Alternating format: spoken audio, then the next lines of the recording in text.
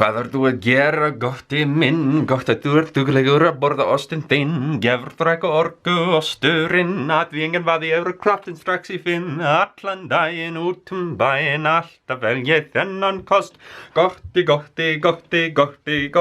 borða rost. Ost alla dagen. You know, somebody said that I looked like a real-life Wallace and Gromit character, so I figured I would begin this video by singing a song all about cheese. Cheese! There's no cheese, Gromit! Not a bit in the house! Remember in the Don't Hug Me, I'm Scared TV series? There's that Gralton and Havris, where he's like, you can't have my water! Get your own water! No, Havris! Gotta love it. Gotta love those Lancastrian fellows. So, there's a philosopher named Georges Sorel. I don't know how to pronounce his name, really. Georges Sorel. That's how I'm gonna pronounce it. And he was a French man back in the 1800s and early 1900s. And he's a bizarre fellow. I've been reading a bit about him because I've been reading a book about the intellectual origins of fascism. And, well, it's an interesting story. You see, he was a Marxist, like you know, a lot of fascists started out, but he was anti-Engels. So he thought that the research of Marx and the theory of Marx was mostly good, but it was Engels' interpretation of that theory that he disagreed with. Which is strange because Engels is pretty much the only interpretation of Marxism that's accepted by Marxists. You know, he's like the St. Paul of Marxism. If Marx is Jesus, then Engels is the St. Paul. He's the guy who created Marxism out of the research of Marx. So, very odd start. But then you find that he starts off being like, yeah, Marxism is amazing, it's a great scientific analysis of all of our problems, and this is the first time anyone's really scientifically understood history. And then he starts to change his tune a little bit when he starts well, you know, maybe the labor theory of value doesn't quite make sense. And maybe this whole, you know, getting rid of private capital thing doesn't make sense. It's still a Marxist. I'm still a Marxist. So then he starts being referred to as a revolutionary syndicalist. And that means something. That phrase means something that you might not expect, because when you think of revolutionary syndicalism, you're probably thinking of something more along the lines of anarcho-syndicalism, which wasn't really a thing back then. It became a thing later on during the 20th century. This is still the late 19th century. Revolutionary syndicalism was a different kind of phenomenon. And it was a form of socialism that wasn't socialist, if that makes any sense.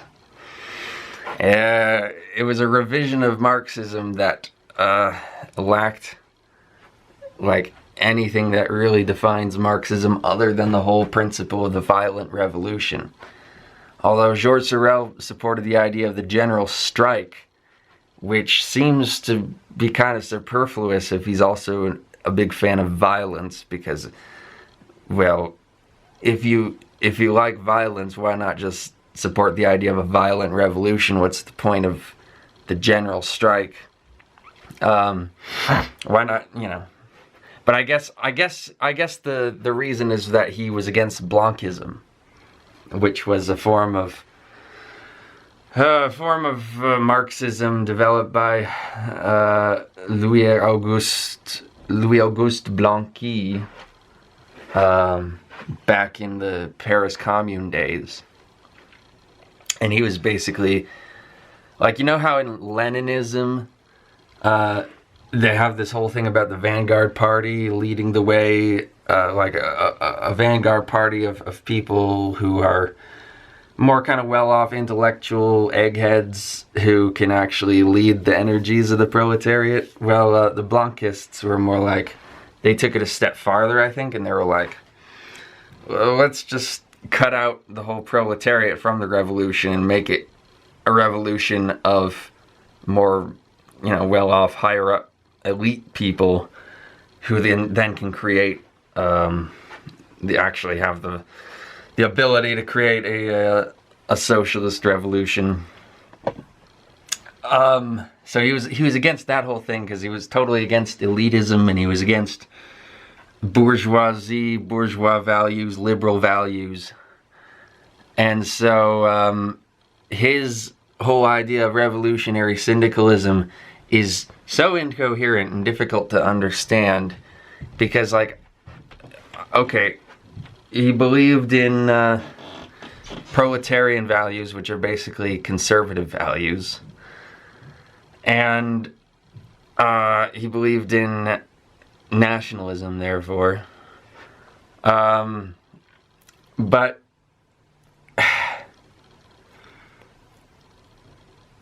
what kind of society he actually wanted to create out of a general strike is a mystery to me.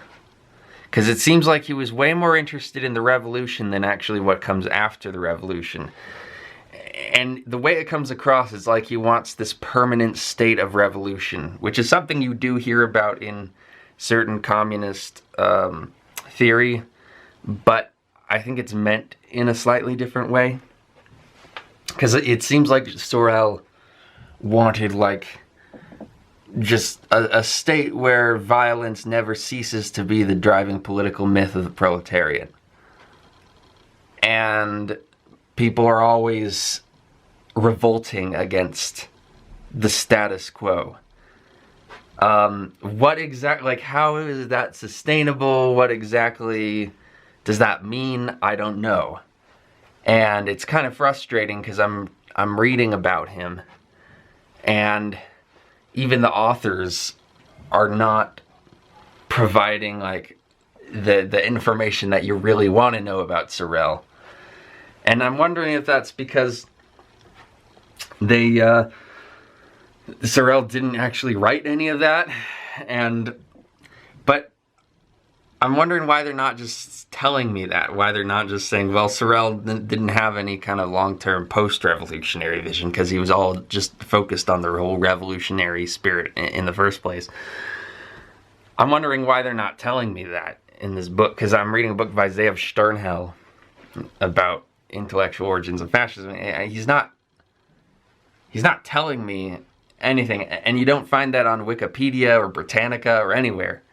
So it's confusing, like, it's like this big secret that nobody wants to talk about, the fact that Sorel didn't talk about something, even though it seems like a giant gaping hole in his philosophy.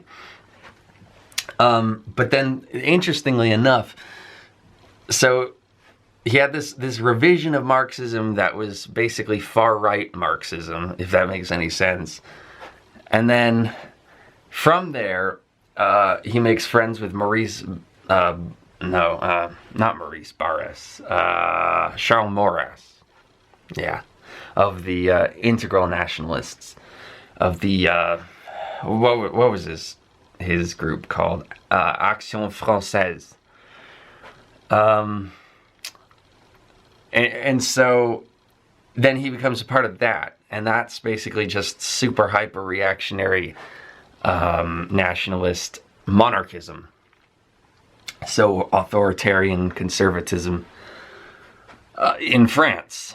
And he thinks, well, maybe these guys have my interests at heart, because I think that Maurras did resonate with Sorel's message about violence, and he did resonate with Sorel's message about the proletarian spirit and cutting out the bourgeois middleman.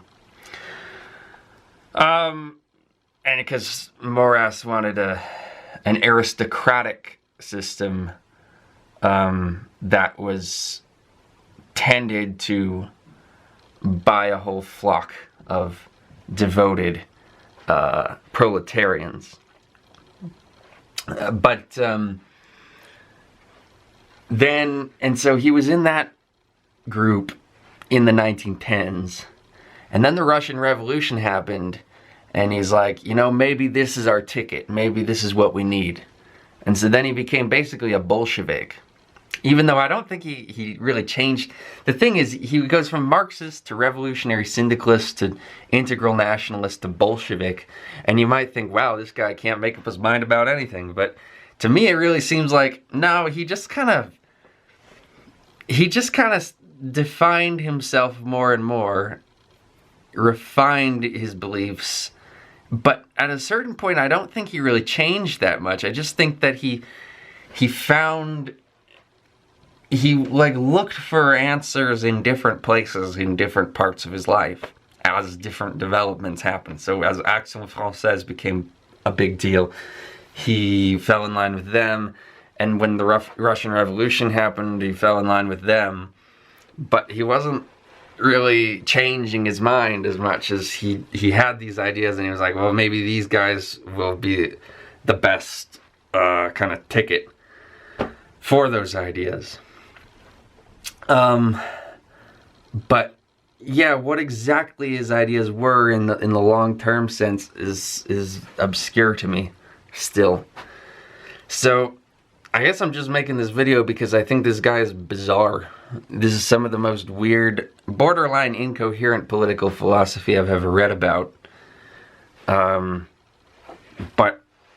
I think it's interesting, and I want to keep learning, and I want to keep learning, specifically hoping that I'll find that long-term Sorel that I hoped to see, but maybe that just goes against his whole philosophy in general. He's not about the long-term. He's about the immediate moment. He's about the clash. You know, he's about the struggle. He's about the fight.